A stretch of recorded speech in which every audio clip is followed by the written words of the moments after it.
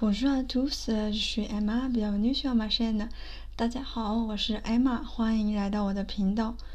Aujourd'hui, c'est toujours un cours de chinois, mais je vais vous intégrer un peu de culture dans ce que j'enseigne, ok? Là, ce mot de aujourd'hui, le mot du jour, c'est hao. Hao. Ça vous paraît peut-être pas très loin parce qu'on dit souvent bonjour en chinois. Bonjour en chinois, c'est ni hao. Ni hao. Et après, le hao, ça signifie quoi? Ça signifie good, bon, bien. C'est quand on dit bonjour en chinois, ni hao. Sous-entendu, on te souhaite le bon. On te souhaite de bon. Voilà. Et après, ce mot hao, on va le décomposer. Regarde mon écran.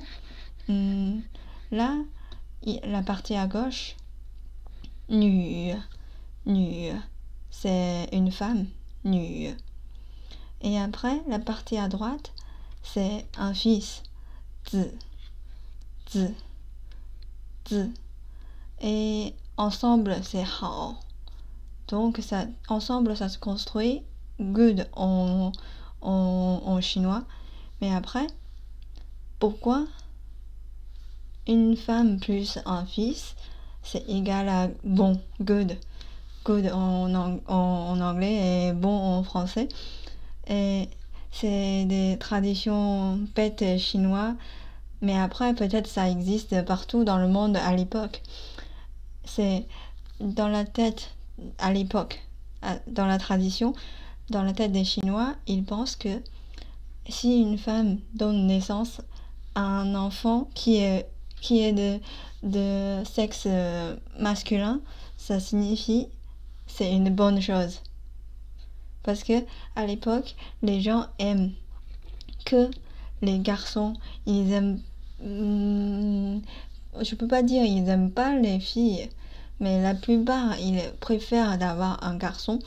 Et si on le pense à leur place à l'époque, c'est parce qu'à l'époque, on n'a pas de machine automatique comme aujourd'hui peut faire cultiver les champs, tout ça.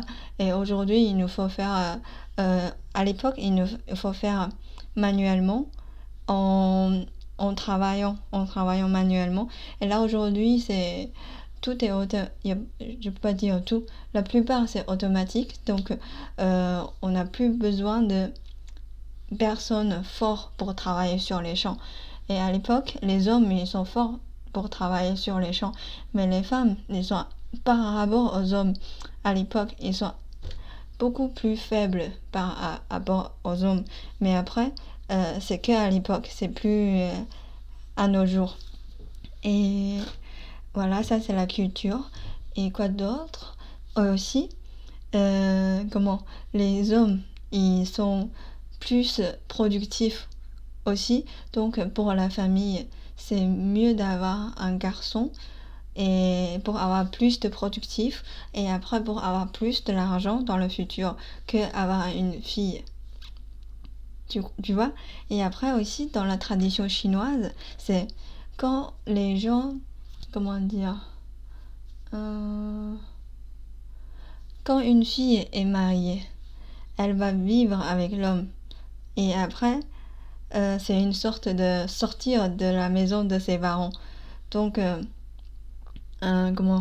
si les parents ils passent du temps et passent de l'argent dessus pour élever la fille, et à la fin, la fille elle vit plus chez ses parents, elle vit avec l'homme et avec la famille de l'homme.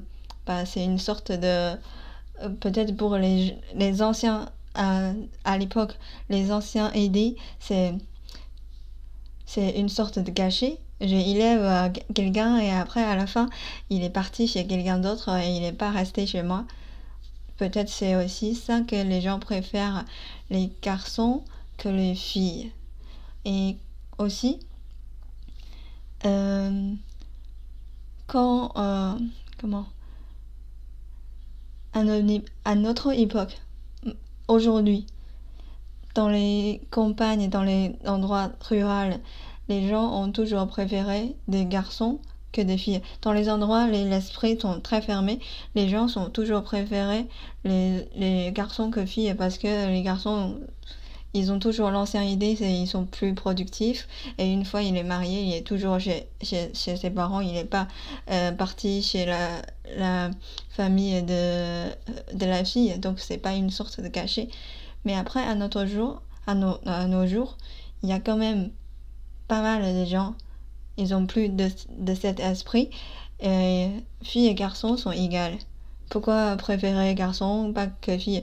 Et dans pas mal de domaines, c'est même il y a de plus en plus de filles qui est plus fort que les hommes, n'est-ce pas? Donc j'espère que ça va évoluer en permanence cette idée-là, c'est filles et garçons égales. Et j'aimerais bien savoir si dans votre culture, il y a aussi ce type d'inégalité à l'époque. On préfère les garçons que les filles. Si vous avez une idée, n'hésitez pas à me dire dans les commentaires, je suis très curieuse. Et je vous dis donc à la prochaine fois et au revoir. 再见